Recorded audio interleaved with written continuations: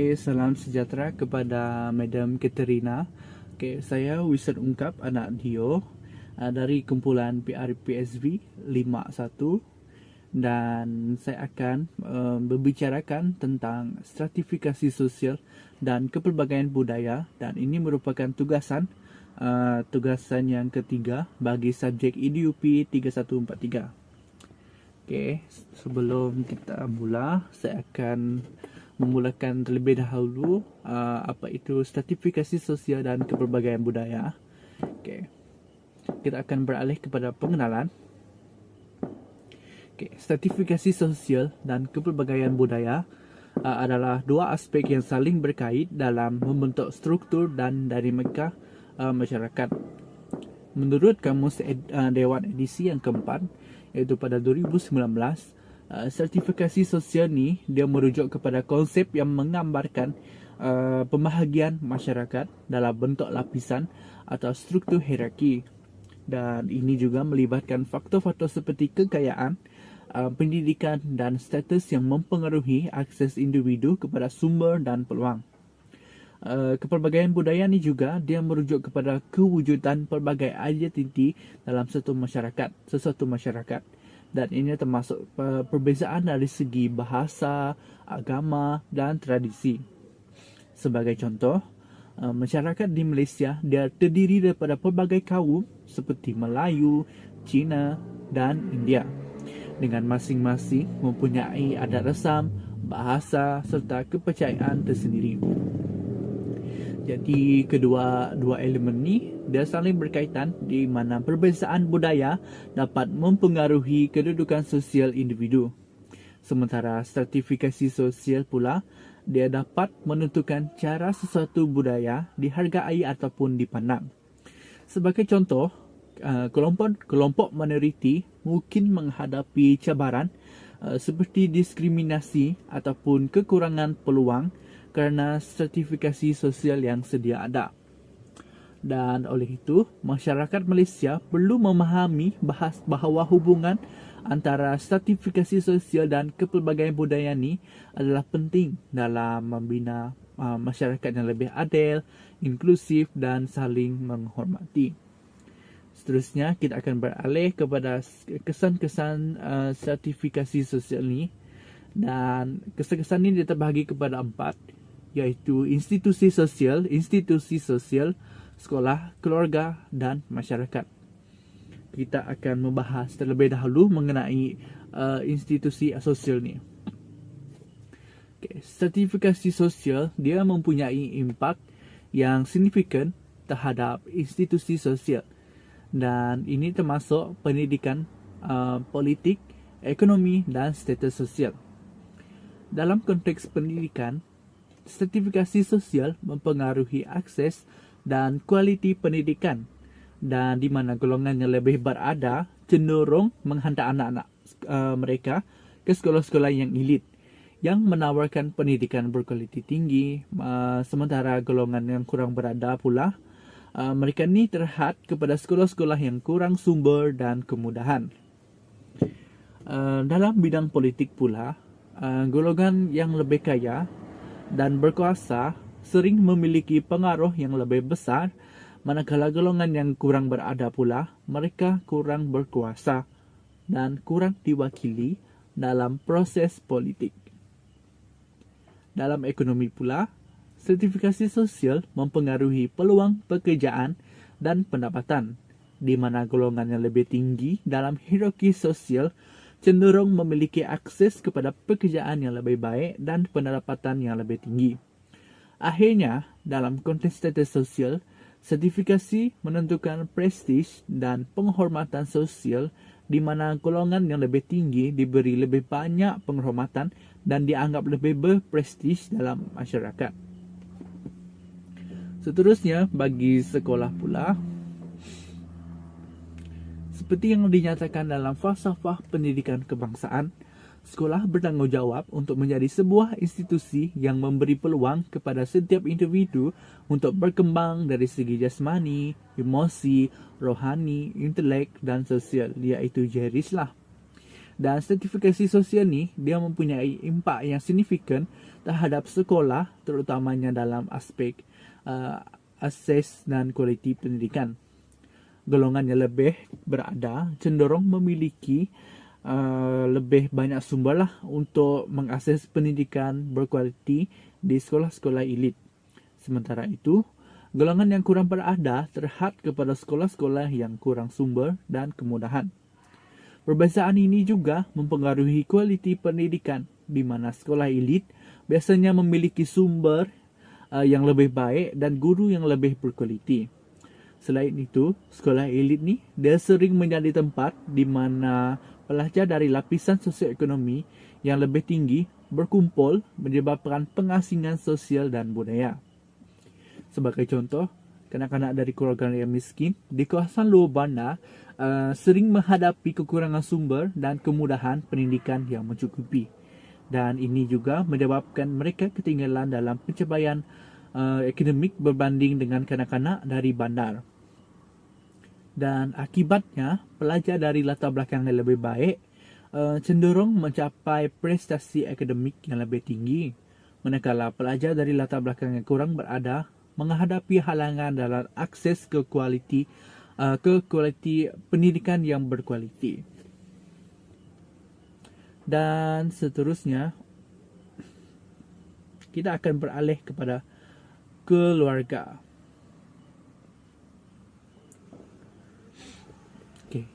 Sertifikasi sosial memberikan impak yang ketara terhadap kesihatan dan keekonomi sebuah keluarga. Keluarga daripada golongan atasan berupaya untuk mendapatkan rawatan perubatan yang berkualiti di hospital swasta, manakala keluarga yang berpendapatan rendah ni dia terpaksa bergantung kepada perkhidmatan kesihatan awam yang kadang-kala terhad dari segi kemudahan dan kepantasan rawatan. Dari segi ekonomi pula, keluarga yang lebih berada ni, dia lebih mudahlah memperoleh pekerjaan bergaji tinggi serta menikmati kestabilan kewangan, sedangkan keluarga berpendapatan rendah sering menghadapi kesukaran mendapatkan pekerjaan yang tetap. Dan ini juga menyebabkan mereka terperangkap dalam kitaran kemiskinan. Contohnya, seorang eksekutif dari keluarga kaya mempunyai lebih banyak peluang untuk melabur dan meningkatkan taraf hidup, manakala seorang buruh dari keluarga miskin terpaksa bekerja lebih masa hanya untuk memenuhi keperluan asas sahaja, asas yang keluarga mereka sahaja. Keadaan ini bukan sahaja menjejaskan kesejahteraan hidup, tetapi juga memperkukuhkan jurang sosial dalam masyarakat. Dan yang terakhir adalah masyarakat. Stratifikasi sosial memberikan kesan yang mendalam terhadap struktur dinamika masyarakat, di mana sistem lapisan sosial yang wujud mempengaruhi mobiliti sosial, hubungan antara kelompok serta kestabilan sosial secara keseluruhan. Dalam masyarakat yang berhierarki ini, golongan atasan lazimnya menikmati akses lebih luas kepada sumber seperti pendidikan berkualiti, pekerjaan bernilai tinggi, dan jaringan sosial yang berpengaruh. Dan ini membolehkan mereka mengekalkan atau meningkatkan kedudukan sosial mereka lah. Sementara itu, golongan menengah berusaha untuk meningkatkan taraf hidup melalui pendidikan dan pembangunan ekonomi, namun sering berhadapan juga dengan persaingan sengit serta kekangan sumber. Sebaliknya, golongan bawahan menghadapi pelbagai halangan sistematik seperti kemiskinan, akses yang terhad kepada pendidikan berkualiti serta diskriminasi sosial, dan sekaligus menyukarkan usaha mereka untuk keluar dari kitaran kemiskinan. Ketidakseimbangan ini juga boleh mencetuskan ketegangan sosial, terutamanya apabila jurang antara kaya dan miskin menjadi terlalu ketara yang berpotensi menimbulkan konflik ataupun proses dalam kalangan golongan terpinggir. Walau bagaimanapun, sertifikasi sosial juga boleh berperanan sebagai pemangkin kepada persaingan sehat yang mendorong individu untuk berusaha meningkatkan status sosial mereka. Okey, seterusnya kita beralih kepada faktor-faktor kepelbagaian sosial budaya. Dan ianya terbahagi kepada 5, iaitu bangsa, bahasa, struktur sosial, agama, dan yang terakhir adalah kepercayaan, adat, dan rasam. Kita akan mengulas terlebih dahulu mengenai bangsa. Okay, kepelbagaian bangsa dalam masyarakat Malaysia terbentuk hasil daripada beberapa faktor utama, termasuk migrasi sejarah seperti kedatangan imigran Cina dan India semasa penjajahan British. Dan dasar kerajaan seperti dasar ekonomi baru yang mengimbangi pembahagian ekonomi antara kaum serta perkahwinan campur yang melahirkan komuniti unik seperti Baba Nyonya dan Ceti Melaka. Faktor lain seperti urbanisasi dan globalisasi turut menyumbang kepada interaksi antara kaum di bandar-bandar besar serta penerimaan budaya antara bangsa. Walau bagaimanapun, kepelbagaian yang kaya dengan landscape sosio-budaya seperti negara dengan pelbagai perayaan bahasa dan tradisi, ianya juga berpotensi untuk menimbulkan cabaran seperti prasangka kaum atau ketegangan sosial jika tidak diurus dengan baik. Justru, pendekatan inklusif melalui pendidikan, dasar afirmatif dan penggalakan persefahaman antara budaya penting untuk memupuk perpaduan dalam masyarakat majmuk sambil mengekalkan identiti unik setiap kaum. Seterusnya, kita akan beralih kepada bahasa. Okay, bahasa ni, kepelbagaian bahasa di Malaysia merupakan elemen penting dalam landscape sosial budaya negara yang dipengaruhi oleh faktor sejarah, komposisi etnik dan proses globalisasi. Bahasa Melayu berfungsi sebagai bahasa kebangsaan dan wujud bersama dengan pelbagai bahasa lain seperti Mandarin, Tamil serta bahasa etnik di Sabah dan Sarawak. Selain itu, kesan penjajahan menjadikan bahasa Inggeris sebagai bahasa kedua utama, manakala interaksi antara komuniti melahirkan variasi linguistik seperti bahasa Melayu pasar.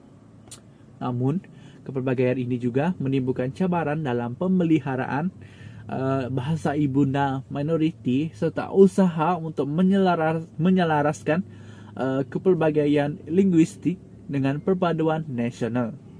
Oleh itu, kerajaan melaksanakan dasar seperti dasar bahasa, kebangsaan dan sistem pendidikan dui bahasa bagi menyeimbangkan pemeliharaan warisan bahasa dengan pembentukan identiti kebangsaan yang inklusif. Dan seterusnya kita akan beralih kepada struktur sosial. Kepelbagaian sosio-budaya dalam struktur sosial dipengaruhi dari segi geografi. Masyarakat bandar lebih cenderung mengalami pencampuran budaya kerana kepelbagaian etnik serta interaksi yang luas dalam bidang pekerjaan, pendidikan dan sosial. Mereka lebih terdedah kepada pengaruh luar seperti bahasa, pemakaian makanan dan hiburan moden. Sebaliknya, penduduk luar bandar cenderung mengekalkan identiti asal mereka berikutan dengan persekitaran yang lebih homogen serta amalan budaya dan adat resam yang masih kekal.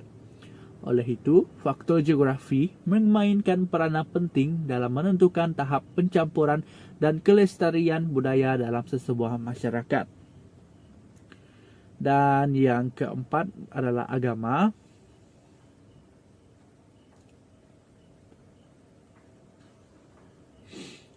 Dan kepelbagaian sosiobudayaan bagi agama dipengaruhi oleh pelbagai faktor yang membentuk perbezaan dalam amalan, kepercayaan dan hubungan sosial dalam masyarakat.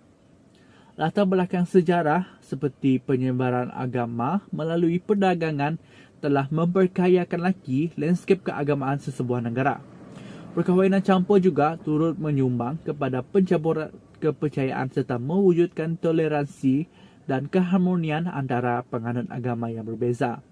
Selain itu, globalisasi dan migrasi membawa masyarakat daripada berbagai latar belakang, keagamaan kekuasaan yang sama, sekaligus meningkatkan interaksi silang budaya. Tambahan pula, dasar kerajaan dan perkembangan serta penerimaan sesuatu agama dalam sesebuah negara. Dan akhir sekali, iaitu kepercayaan adat resam dan budaya. Menurut Nur Ayuni, Nusaibah Husin dan Amir Hassan Dawi pada 2019, sekolah ni dia berfungsi sebagai medium integrasi sosial, khususnya dalam menyatukan murid daripada berbagai etnik dan latar budaya. Malaysia sebagai sebuah negara yang majmuk memamerkan kepelbagaian adat dan budaya yang mencerminkan melalui gaya hidup masyarakat yang berbeza-beza. Setiap individu membawa nilai kehidupan yang berakar umbi daripada tradisi dan budaya diwarisi secara turun-temurun. Penting bagi setiap murid untuk mempelajari dan menghargai adat resam rakan sebaya yang berbeza, kerana sikap toleransi ini dapat mengukuhkan perpaduan dan mewujudkan persekitaran pembelajaran yang harmoni. Dan seterusnya, kita akan beralih kepada implikasi, refleksi dan cadangan penambahbaikan. Stratifikasi sosial dan kepelbagaian budaya ni dia memberikan kesan yang mendalam terhadap pembentukan masyarakat, di mana kepelbagaian budaya ini bukan saja untuk memperkayakan warisan budaya dan mengukuhkan daya saing ekonomi, tetapi juga memupuk integrasi sosial. Namun demikian, fenomena ini turut berpotensi mewujudkan ketidaksamaan sosial, diskriminasi serta polarisasi dalam kalangan berkelompok masyarakat. Oleh itu, kesedaran kolektif terhadap kepentingan keadilan sosial amat diperlukan melalui pendidikan yang berperanan sebagai wadah utama dalam memupuk nilai toleransi. Di samping itu, kerajaan wajar melaksanakan dasar afirmatif yang lebih inklusif, manakala media massa bertanggungjawab dalam menyebarkan naratif perpaduan yang mampu mengukuhkan keharmonian dalam masyarakat. Dan beberapa langkah penambahbaikan yang boleh diambil termasuk memperkukuhkan pendidikan multikultural melalui kurikulum yang menekankan nilai perpaduan, dan merapatkan jurang ekonomi melalui program bantuan berasasar, serta mempertingkatkan interaksi sosial menerusi aktiviti kemasyarakatan yang inklusif. Selain itu, penguatkuasaan undang-undang anti-diskriminasi yang lebih tegas serta pewujudan platform dialog ataupun randau ruai antara kaum juga amat penting dalam memelihara keharmonian masyarakat. Justru, meskipun stratifikasi sosial dan kepelbagaian budaya ini dia merupakan realiti yang tidak dapat dielakkan, pendekatan holistik yang menggabungkan usaha kerajaan, institusi pendidikan dan masyarakat mampu mengubah cabaran ini menjadi kekuatan dan sekaligus membentuk sebuah negara yang lebih bersatu padu dan makmur. Dan kesimpulan daripada saya adalah sertifikasi sosial dan kepelbagaian budaya ni dia merupakan dua konsep yang saling berkait serta memainkan peranan penting dalam membentuk struktur masyarakat. Dan struktur sosial ni dia merujuk kepada hierarki yang wujud dalam masyarakat yang ditentukan oleh